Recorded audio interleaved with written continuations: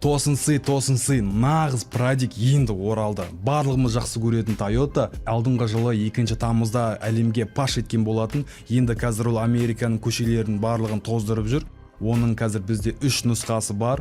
Ол 2.7 литрлік атмосфералық алты сатылы автоматпен нұсқасы бар, және оның тартпайтынын динамикасы жоқ екенін білеміз. Одан кейінгі нұсқа 2.8 литрлі турбо дизель, ол 8 сатылы автоматпен бірге жүреді. Одан кейін 2.4 литрлі турбо мотор, ол гибридпен бірге жүреді, және оның артында электродвигатель болады, оның динамикасы мықтырақ болады. Осы 3 мотор болады сізде, және дизайн бойынша оның тұмсығы 2-ге бөлінеді. Біріншісі қазір фотодан көріп тұрғандарыңыздай, екіншісі оның алғашқы буыны FJ сияқты квадратный нұсқасы.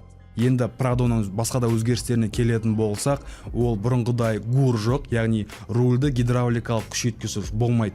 Енді тек қана электронды күшейткішпен. Ал баға жағына келетін болсақ, Америкадағы бағасы 22-24 миллион теңге шамасында, ал Қазақстандағы бағасы әзір белгісіз. Қайсы мотор мен коробка ыңғайлы, және сізге осы жаңа Prado'ның нағыз рамалы 4 бұрышты дизайны сізге ұнады ма? 4 бұрышты дизайн оның нағыз жол талғамайтын көлік екенін көрсетеді. Комментарийге өз пікіріңізді жаза кетіңіз.